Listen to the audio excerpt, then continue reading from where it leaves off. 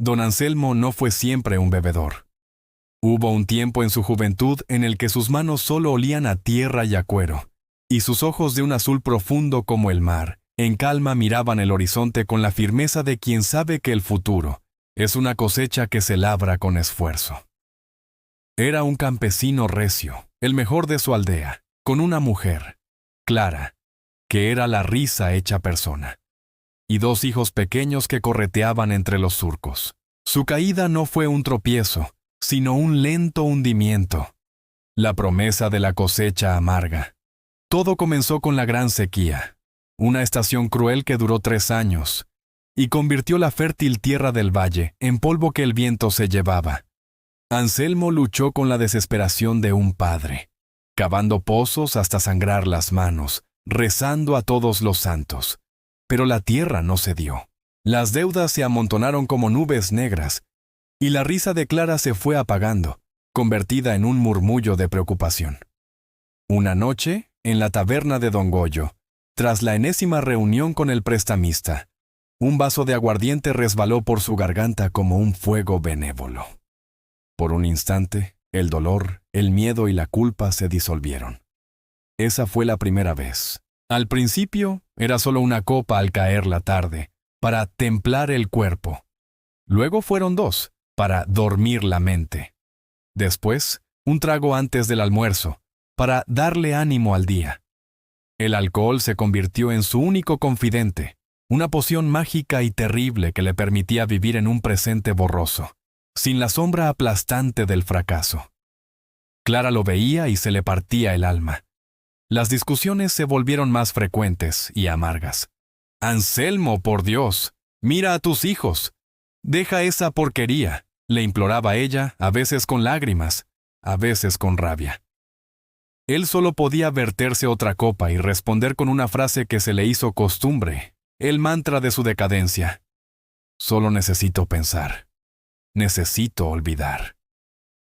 Hasta que un día, al despertar con una resaca brutal, la casa estaba en silencio. Clara se había ido, llevándose a los niños. No había dejado nota, solo el eco de su ausencia, más ensordecedor que cualquier grito.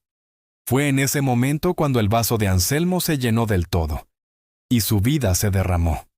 La geografía del olvido. Desde entonces, la vida de don Anselmo se midió en distancias cortas, de la litera al mostrador, del mostrador al callejón.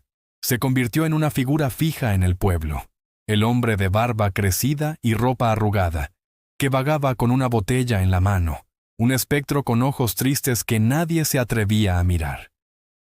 Su hogar permanente fue el rincón de la barra de El Buen Puerto, la taberna más sórdida. Era una especie de filósofo del aguardiente, siempre dispuesto a dar un consejo inútil, a contar una historia repetida o a recitar un poema sobre la belleza de las nubes que se había inventado en su juventud. Sus borracheras eran épicas. A veces, la bebida le daba una alegría desbordada, y se ponía a bailar solo en la plaza bajo la luna, cantando coplas desafinadas sobre toros y amores perdidos. Otras veces, la oscuridad se apoderaba de él, y se sentaba a llorar, sollozando el nombre de Clara y el de sus hijos, culpándose en voz alta por cada gota de licor que había bebido. Una de sus anécdotas más recordadas ocurrió una noche de invierno. Tan borracho que se creyó un profeta bíblico. Se subió a la fuente central del pueblo, en pleno diluvio, y comenzó a predicar el fin del mundo.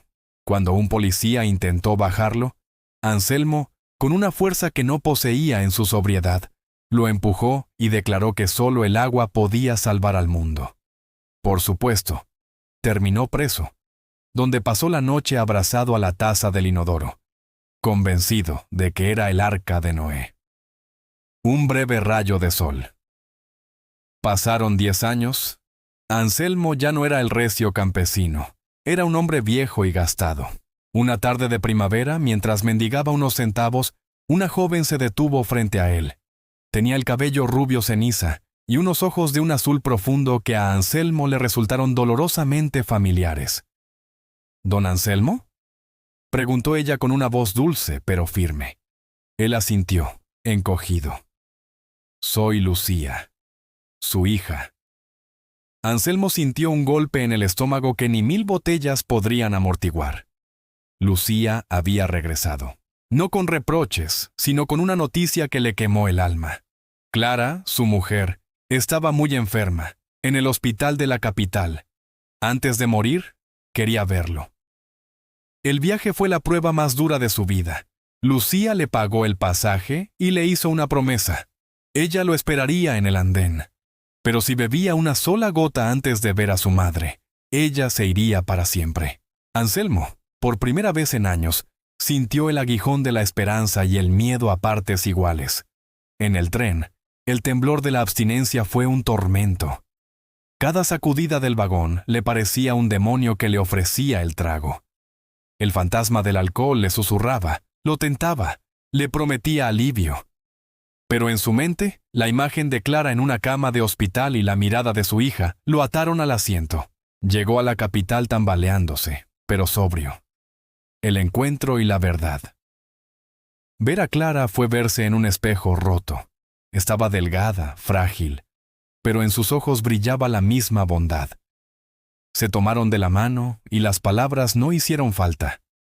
10 años de alcohol, de abandono y de dolor se resumieron en una lágrima silenciosa de Anselmo. «Perdóname, Clara», susurró.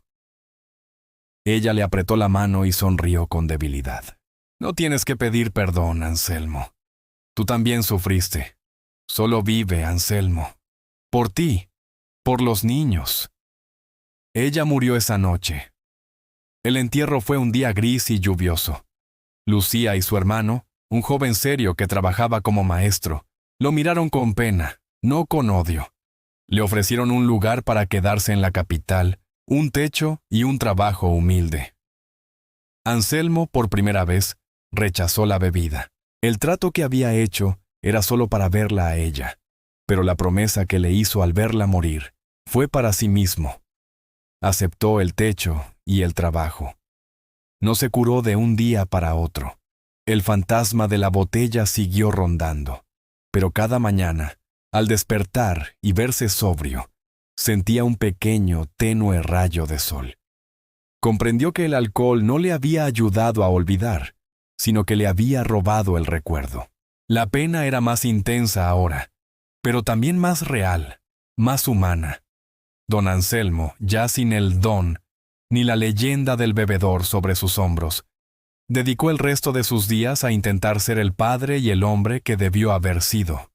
Nunca recuperó la risa perdida, pero encontró una paz sobria, la tranquilidad de quien, después de un largo naufragio, logra pisar tierra firme, aunque sea con los pies temblorosos y el alma empapada.